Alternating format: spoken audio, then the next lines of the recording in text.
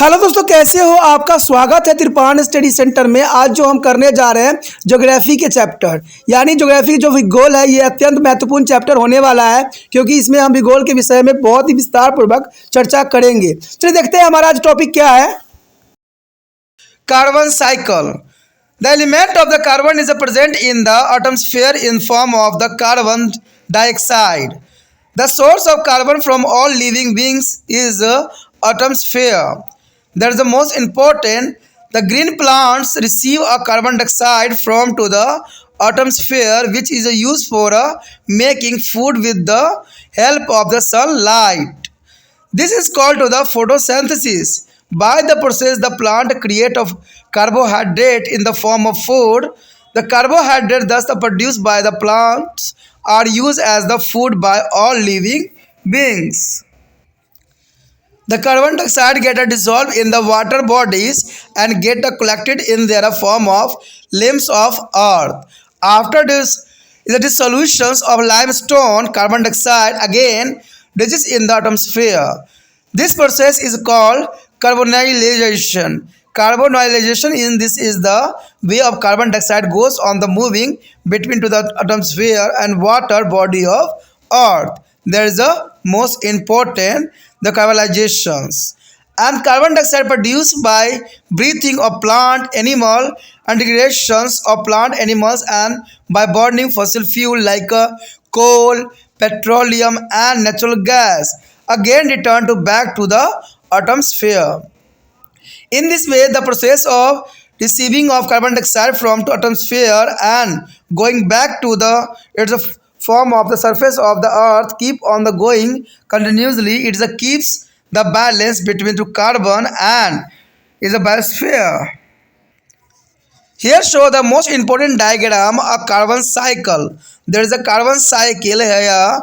A sun photosynthesis producer a plant tree, and there is a goes based to the consumers and decomposer, and the respiration here atmospheric carbon dioxide and goes to the producer plant and tree. There is a cycle, and the other cycle here is goes back to the producer a plant tree as goes to the soil and coal oil and combination, and there is go to be a atmospheric carbon dioxide.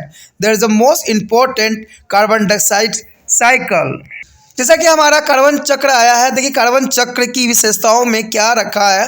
कहते हैं बहुत इसकी विशेषताओं में जाते हैं, तो इसके जो है विशेषताओं को हम क्या दिया गया है उसके विषय में हम चर्चा करने जा रहे हैं। वायुमंडल में कार्बन तत्व जो है कार्बन डाइऑक्साइड गैस के रूप में विद्यमान होता है। कहते हैं समस्त जीवों के कार्बन का एक स्रोत जो है वायुमंडल ही माना जाता है और यहाँ से जो है हर एक जीव जो है लाभांतरित भी होता है।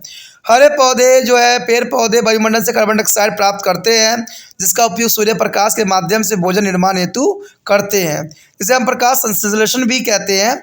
और इस प्रक्रिया द्वारा जो है पेड़ पौधे कार्बन डाइऑक्साइड भोजन के रूप में तैयार करते हैं और इसके द्वारा जो निर्मित कार्बन डाइऑक्साइड का उपयोग जीव जंतु अपने भोजन के लिए करते हैं। पृथ्वी पर जो है कार्बन डाइऑक्साइड जो है गैस जल भंडारों में जो है घुल जाती है और चूने के जमाव के रूप में इकट्ठी भी हो जाती है।